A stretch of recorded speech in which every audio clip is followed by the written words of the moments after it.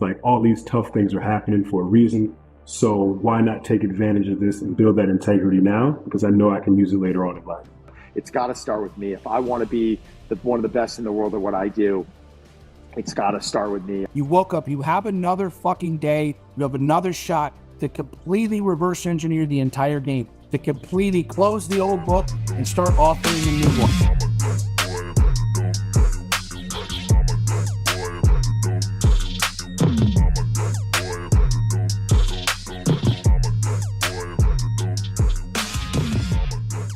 Before your father passed away, there's something that your father said to you, and you know I'm an emotional dude, so I'm going to take you right there. Yeah. What was it like when you know you had a father who would have loved to have spent another 4 or 5 decades with you, say to you on his deathbed, son, you don't even realize how blessed you are yet? What was that like for you? Oh, man, that was extremely grounding. For me to not really understand that just yet was a lot. You know, I said, why the heck did he say that? What's making him say that? What am I doing that's allowing him to kind of say that? And after doing some of my homework on my pops, he came up really rough. You know, he didn't really know his dad. His grandmother, who was 72, raised him. He was adopted at the age of 16. He was kind of a misfit, ends up getting put into the draft, goes to the Vietnam War, does the Vietnam thing. Fast forward, it has me at one point, and gets to actually see, the future that he wanted for his life right in front of him, right on his deathbed. He now shares with me like, hey man, like you've got it. You know, you've gone to the prep schools. We've gone out of our way to really sacrifice our lives to set you up for the big win. And when I was sleeping on the floor at the University of Florida as an intern, I had that woe is me energy. I can't see the future just yet, but like, I feel like it's going to be bright, but I'm sleeping on the floor right now, Pops. Like, and you're going through what you're going through. Like, this does not feel good. So for him to say what he said in that instance, again, this is probably 2 weeks before he passed away and he knew he was going to go. For him to say that to me meant the world, because at that moment, I said, all right, he sees something that I don't see just yet. And I'm going to go out of my way to really double down on this opportunity because, he sees a blessing that I've got to be able to step into. What does it feel like, and how did you have a burn, right, that told you with everything that your father told you, and then you having this burn while you're sleeping on the floor, that one day, knowing that that's where you were at the University of Florida, that now you would be the director of performance for the Philadelphia 76ers. What did that feel like? Yeah, man. That moment, I had to lean on God. Step one was finding my belief system and like really pouring into it. God was everything. My mom and my pops raised me in an Episcopalian church. And it helped me set the foundation of where I was in that moment and where I am now. So step one was understanding my belief system and just pouring into it. So what I did every day, I just prayed. I said, hey, if this is where I'm supposed to be, continue to show me the signs, continue to pour on me, show me that this is something that I know I can grow from. And then step two, I got really clear at an early age that I either wanted to play basketball or be a coach. And so in that instance, I said, you know what, dude, I'm doing it. Again, I'm not getting paid just yet, but I'm doing it, right? So if you value this is a core value of yours, like, let's go, let's dial in. So I figured out, the things that I loved about strength and conditioning, and I figured out how to actually educate myself in those things. I picked up some more educational tools. I had a PlayStation and a TV, and I would go home after workouts, and I would literally watch. Gary Gray had a Gray Institute DVDs at the time. And I would watch like all 20 to 30 of them, week after week, and just continue to improve my craft until that next opportunity popped open, So I really leaned into my values. I made sure that I stayed prayed up. I figured out, in that instance, like all these tough things are happening for a reason. So why not take advantage of this and build that integrity now? Because I know I can use it later on in life. But this ownership and responsibility, I've found that to be such a key for individuals' performance on the mental side, the physical side, in the world of business and in sports.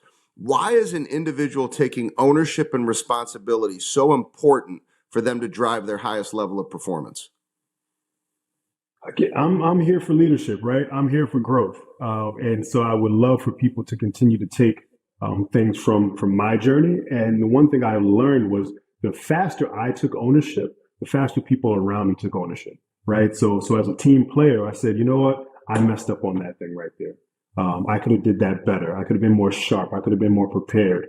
So now the next person over is like, shoot, maybe I could have been more prepared, maybe more sharp, et cetera. I just think it's important to let it start with you as a leader. If it's successful or it's a failure, either way, you have to go out of your way to make sure that you take ownership, because it will be contagious. That is a positive, contagious attribute that you want to be able to adopt as a leader as you continue to grow. It's tough because a lot of people like to pass the buck.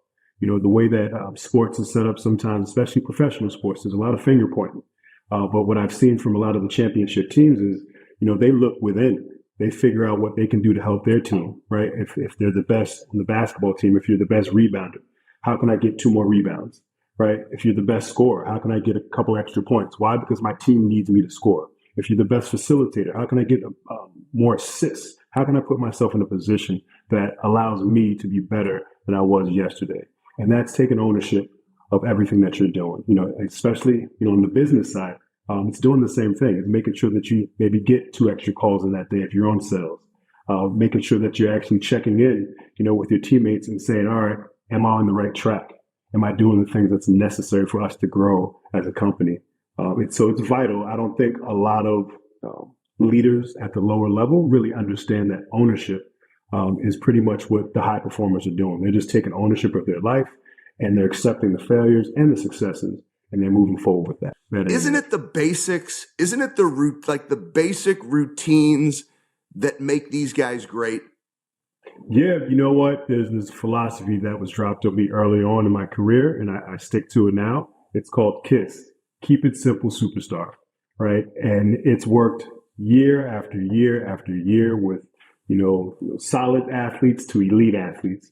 When I keep it simple, it allows me and that athlete to build a rapport that if we want to venture off in a certain direction, if we want to get a little more functional, a little more basketball specific, we can do that because we have a solid foundation, and they feel that, they see it, they understand it, they know the process versus, stepping into something that may be a little too complex. Again, we're still humans that like things to come to us very simply.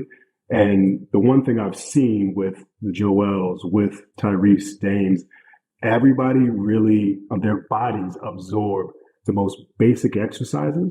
When we have to go more of a global, more of a local focus of like, hey, this is hurting me right now. Sweet, I'll sit down with the physical therapist, and then we'll create a variation that allows us to now step outside the typical box, right? So the variations typically come from the foundational pieces.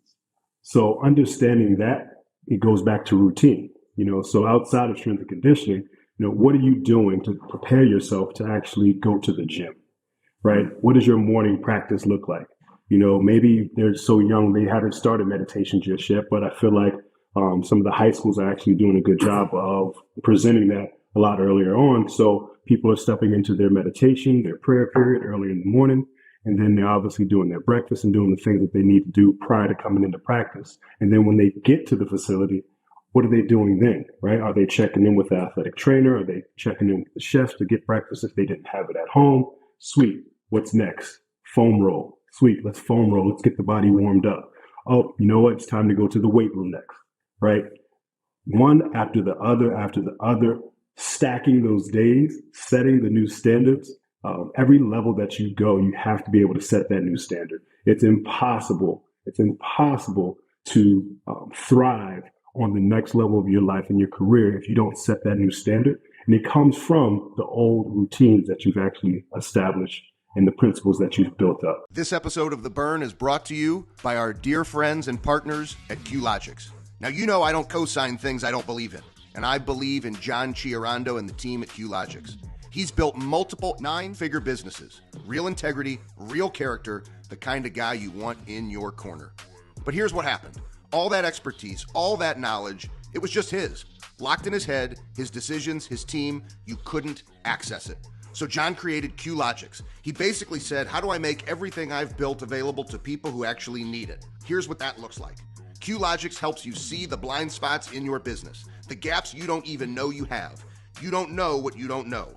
They're your tour guide through that. QLogix helps you build systems that make your business work better, or they ask better questions so you're approaching it in the most effective way. And QLogic has access to a network of businesses and resources, real connections, real synergies that can accelerate what you're building.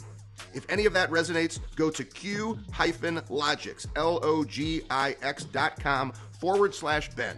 Fill out a form. Their team will research your situation personally. Then they'll tell you straight, can they actually help? Thank you to our friends and partners at QLogics. Make sure you find out more about QLogics and your opportunity to win more with them today. Because I always talk about the seduction of success. Like if you win a football game, if you ever want to win another football game, you have to repeat the disciplines that caused you to finish and win the first one. And then you have to break down the pieces of the game film that are your opportunity to improve.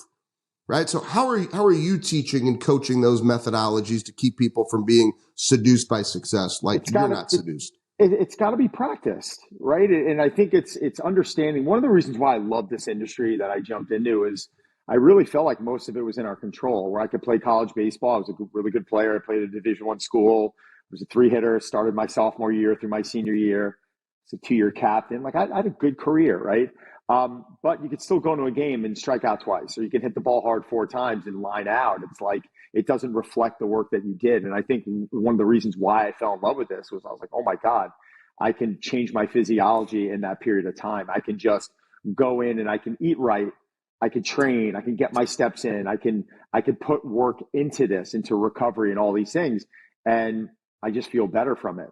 And to have that type of power over yourself, over your mood, and be able to, no matter what, kind of change it, that to me was really powerful. And that was practiced. And to be honest, most people look at what I do and they're like, oh my God, it's got to be so hard. Like it's actually, I'm sorry to say this, it's incredibly easy, because this is just what I've been doing. And if I wasn't like, don't you want to have a piece of pizza? I'm like, well, when I want to have a piece of pizza, I do. Sunday I was watching football. I had 4 slices of pizza. Like, loved it. Delicious. The next day it was to business. Like, I had my fun. I was done. And it's time to move on off of that. And I become like this robot where it's time to train. It doesn't matter what time it is. Like you said, like you work out 2:30, 3 in the morning. Like it doesn't matter. It doesn't matter what I have. It doesn't matter. And people, oh, you're tired. Shouldn't you be sleeping? It's not about the muscle. It's not about my abs. It's about my mind. It's about going in, and if I wake up and I feel crappy, being able to change that mood instantaneously. And when you rinse and repeat and rinse and repeat and rinse and repeat for 20, 25, 30 years, like it becomes really easy. It's like anything else. It has to be practiced. Someone comes to me, they're like, I'm not hungry in the morning. I don't eat breakfast. And I'm like, well, when's the last time you had breakfast? 5 years ago. I'm like, well, of course you're not hungry. Your body's learned to adapt to not eating breakfast. Like, do you want to start incorporating breakfast in? Well, I feel like my energy's dropping and I feel like it would help me. All right, let's start building on this slowly. And that's the problem, is we might look at, Ben Newman speaking and just say, well, I could be motivated. Like, no, you don't. Like, you've got to go through 25, 30, 35 years of just, excuse my language, shit. Like just working for free. Me, how many free training sessions did I do? Or how many moments have I bent over backwards for people that I just never saw again? And, was that wasted time? No, that allowed me to develop character. That allowed me to develop work ethic. I don't regret one of those free sessions, even if I never saw those people again, or even if if they burned me. I'm still happy I did it, because it allowed me to be able to tell the story, and it shows that level of resiliency and coming back at it and coming back at it. I told you, I almost missed 37 consecutive payrolls at my club.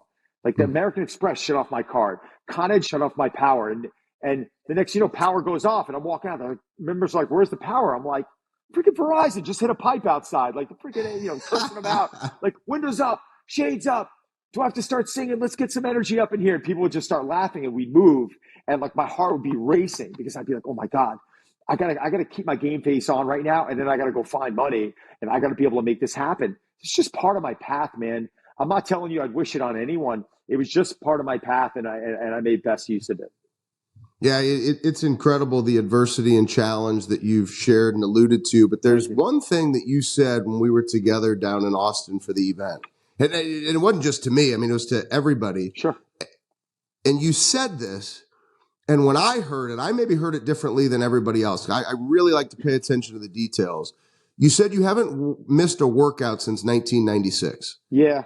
And so when everybody hears, wait a second, he missed 37 payrolls, he did this, like, wait a second, like, how did this guy keep it together? Like, I say standard over feelings all the time. I mean, for most people, that breaks you, destroys you, and you never come back again.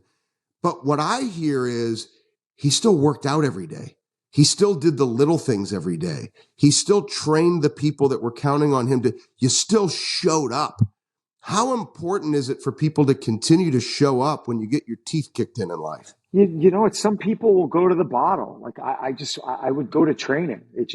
I remember the day my wife, my wife had our first kid, and, I'm literally running out of the hospital the next morning at, 5 a.m. to go to the gym. It was a conversation I had with her early on. And I'm like, listen, I don't know if you're ever going to understand how I tick, or, there's certain things that you got to accept. This is who I am, and I need this, and I'll run through walls if I can get this in. But if you're sitting here trying to put shackles on me or keep me from doing these things that I need to do to focus on myself, well, people think of that as selfish. I think it's selfish to let yourself go.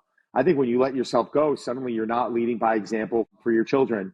Suddenly you're not able to be there and have that mood that you need to have for your partner and be able to deliver, in life and in business. And if I didn't have that stuff, I'm not going to be the dad I am. I'm not going to be the person that I am. So I think I recognized at a really early age that it's going to sound really terrible right now. I'm putting it this way. I'm keeping it real with you. Like, I was my most important client. I would never, ever, ever book anyone over me.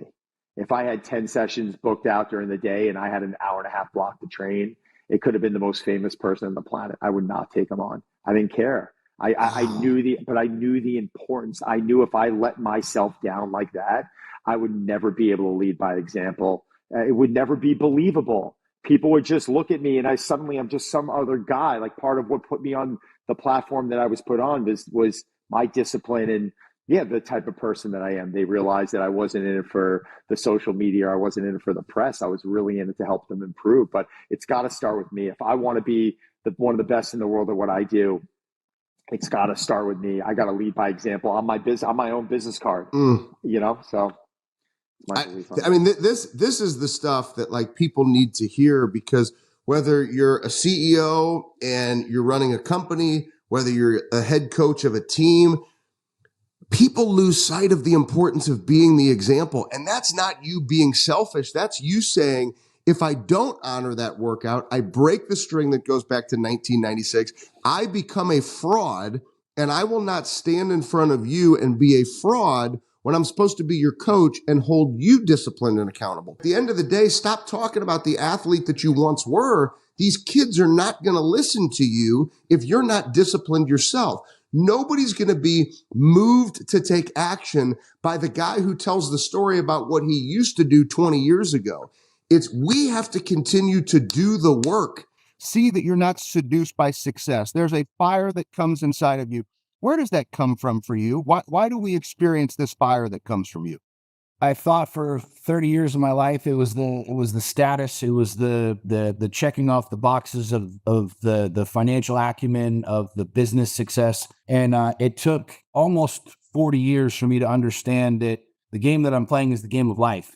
Literally waking up is the single greatest gift that I've got. And it's not some hokey pokey, airy fairy, like mystical, magical thing. The reality is the money game's an easy game. The business game's an easy game.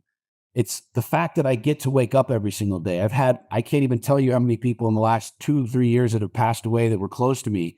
And I realized, like, my clock is ticking. So I truly became obsessed with life. Not like, I love the money, I love the business, I love the game, I love the competition, but fucking life, like realizing I'm living this one-dimensional reality, and there's millions of destinations around the world that I haven't visited yet, places that I haven't seen, books that I haven't read, people that I haven't talked to, people that I haven't had a chance to sit down and smoke cigars with, and it just became this insane obsession to squeeze every single second out of every single day and make it like the best fucking moment that I could even fathom.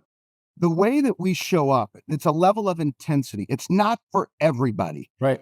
But I always say to people, like, is it so bad if Sean gets so fired up? You sign up for Lions Not Sheep. You sign up for his program. I've seen the map. I mean, it's like all over the freaking world. You have people joining you. So you sign up. Sean's not going to tell you it's going to be easy, nor is he going to say it's one little discipline and here you get this result. But people still resist and fight the fact that it will take great discipline with great consistency over long periods of time that some people can't accept. What do you tell these individuals who, even when you say it, they still fight it? Like, no, no, no, Sean, I signed up for your program because like I was supposed to like do this once or pay you one monthly fee and I grow by 100 times over. Yeah. I struggle sometimes with this because I am somebody that's so obsessed with life because I lived on the opposite side. I was the guy that worked 20-hour days who ran himself into the ground. I almost blew my brains out. I literally contemplated suicide for almost a year of my life. Like, why was I even here? And so I look at people and it's a struggle for me, truthfully, because I want to shake the shit out of them and be like, dude, you fucking woke up today. Stop being a bitch. Like, go to fucking work. You got a dream. Go fucking live that dream. Yeah, but, and it's a struggle for me. And I'm sure as you look through, a lot of people through the ages who are become high performers, when you're empathic and you truly see the greatness in what people can become, it's hard to watch them play small. But I also realized a couple of years ago, if Michael Jordan was going to be the best, he wasn't going to be like nagging players to become better. He was like, look, motherfucker, you either rise or you're off the fucking team. That's what it is. And so I really started to step into a place of leadership a couple of years ago and realizing I can't pull anybody with me. I can't make anybody do this. So for me, the greatest lighthouse that I can shine, like the greatest light that I can shine is my victories, my success, my wins, and just showing people like this is what I built because I didn't come from money. I grew up in a single parent home. There's no silver spoon near my mouth. There's no rich grandpa that I called to bail me out when I was struggling. You know what I mean? I built every single thing that you see, right? And I've got a team and I've got people and I've got a beautiful wife and amazing friends that are part of this experience. But make no mistake, I fucking built this. And so for me, knowing like what's possible, it's a struggle at times because I truly like, I want to grab people, like just smack them in the face and be like, dude, wake the fuck up. Like you're not being a good fucking man. Like you're not being a good provider, a good father. Your kids are watching you be a fucking complaining, whining little fucking turd. Like get your shit together. And it's a struggle, but at the same time, I realized that you just said this, not everybody's meant for it. Not everybody's meant to be an entrepreneur. I mean, not everybody's meant to become a multimillionaire. Not everybody's meant for the stage. Not everybody's meant to do these things. But I do believe that everybody's meant for more. Whatever that more looks like to you, I want to help you get there. I want to show you what's possible. I want to show you what you can do from the darkness, what you can do from a broken home, what you can do being raised in a single parent, and what you can do in this culture, in this environment right now that's telling you to sit down, quiet down, just be a silent freaking observer. There is a radical opportunity for everybody to achieve more. Like the thing that I fear the most is getting to my deathbed, realizing God put ideas in the air and fashion in the air, and I squandered it today. Because as you and I study and as we read and we go back and we read the words of all of the Carnegies and the Rockefellers and all the gurus from before, they all say the same fucking thing at the end of their book. All of them. The titans of industry, they all say the same shit. If I could go back and do it all over again, I would have spent more time with my family and I would have spent more time doing the shit that I wanted to do. None of them. Steve Jobs, it's $7 billion. He was worth $7 billion when he died. He literally says, I can't buy the cure for my cancer. I can't do that. If I could go back, I would have spent more time doing the shit that I want to do. And I consider myself a pretty fucking smart person. So as I evolved as a man over the years, I realized they're talking to me. They're talking to me. They're talking to you. They're talking to every motherfucker listening to this podcast. They're talking to you. You have right now what they wish they had, which is life. And so I made the declaration myself, like I do not separate work and home. There is no work. There is no home. It is my life. I am like a single track human being. So when I invest in my business, I'm 150% of my business. When it's day night, it doesn't matter who calls me. Jesus Christ could be at my front door knocking, and I'm like, you're going to have to wait because it's date night. This is how obsessed I am with this reality. When I'm with my kids, look, if the office caught on fire, I have smart enough people that will call 911. Let me know how it fucking goes. I'll get to you when I'm done with my kids. Because what the fuck am I going to do? Run over there with a hose and put the fire out? This is what I understood years ago. And so for me, when I'm with my family, it's as balls deep, ruthlessly committed as it is to my money and my business. When I'm meditating, it's as powerfully connected as it is when I'm smashing freaking weights at the gym. And this is what I understood years ago, is like, there is no separation. And I did this game the wrong way. I had home life and I had work life, and I was one man over here and one man over here. And as I talked about in my book, I felt like I was juggling bowling balls. And juggling bowling balls fucking sucks. I've never really tried it because I'm not a great juggler. I can juggle baseballs and tennis balls, but I would imagine juggling bowling balls gets really freaking tired and really fast. And when I was at home, I felt like I needed to be at work. And when I was at work, I needed to be at home. And all of a sudden the light went on after like I blew my whole world up. And I was like, why not just have everything be one? Why not have my family be involved in my business and my business to be my family? Why not build a life where there is no separation, where I don't have to delineate who I am one day, who I am another day? I mean, I have sat in big meetings where I'm like doing big deals and my kids will FaceTime me and I'll have millions of dollars on the line. And I'm like, hold that thought. And I pick my phone up and I'm FaceTiming with my children because what if that was the last time they call? You understand what I'm saying? Mhm. There is no separation for me. I am living my life, doing my deal. There is no one guy over here and one guy over here. It is an obsessed, passionate man about life, about business, about leadership, about being a father, about being a patriarch, about being a leader, about being a son of God. Like there is no delineation across the board for me. If you're listening to this, man, and your life sucks, you're down, you're wherever, I get it. Like I get it. I've been there, right? Break everything down to the simplest denominator. You woke up today. You got a shot today, right? And I don't care how bad it is. I don't care how shitty everybody in your life is. You won the fucking lottery because I guarantee you walk through a cemetery and there's a ton of motherfuckers that are dead in the ground that would give anything to trade places with you.